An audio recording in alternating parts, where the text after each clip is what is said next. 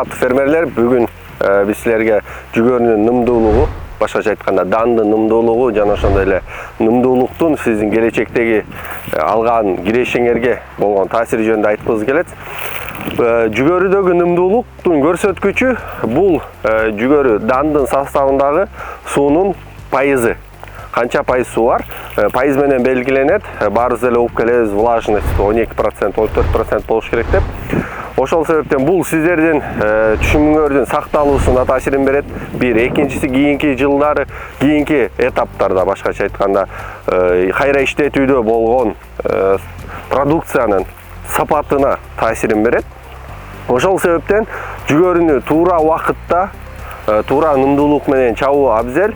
Же болбосо нымдуулугу жогору чабылган жүгөрүлөрдү сөзсүз түрдө кургатышыбыз керек. Себеби баарыбыз эле билгендей, жүгөрүнүн сактоо мөөнөтүн узарткыбыз келсе, нымдуулукту 14%дан төмөн алышыбыз керек.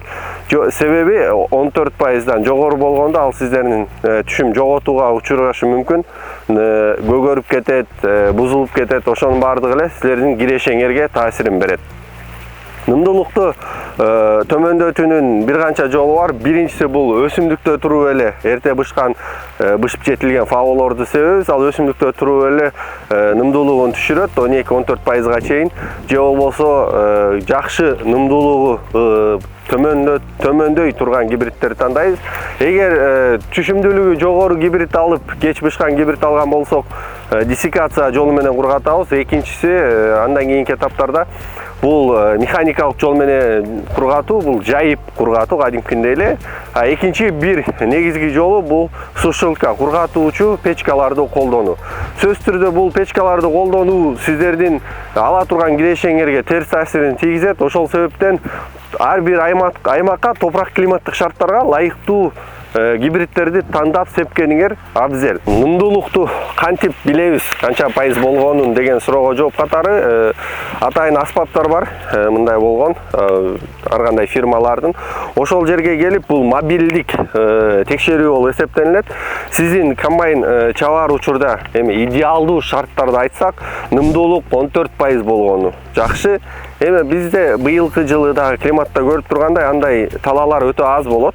Көбүбүз эле кеч бышкан гибридтер сепкенбиз. Ошол себептен бул поляны качан чабам деген суроого жооп катары бул нымдуулугун текшерүү абзел. Нымдуулугун текшерип атканда поляга барасыздар, ар кайсы жеринен сотолор чогултуп аласыңар. Мындай кылып сындырасыздар дагы, ушундай мобилдик аппараттарда текшересиңер нымдуулугун. Мына бул жерде азыр биз көргөзүп берели. Ар кайсы жеринен аласыңар, ар кайсы сотолорду. Мисалы үчүн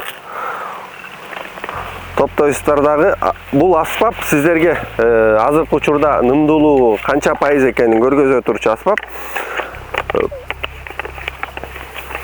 Эң идеалдуу шарттарда 14% дебедикпи? Ал көрсөтүшкө жетүү биздин шарттарда, климаттык шарттарда өтө эле кыйын, быйылкы жылы дагы андан да кыйын болот. Ошол себептен эң колубуздан келген убакытка чейин күтүп, эң аз нымдуулук менен чабууга аракет кылышыбыз керек. Ал көрсөткүчтөр 20%-ын тегерегинде болот.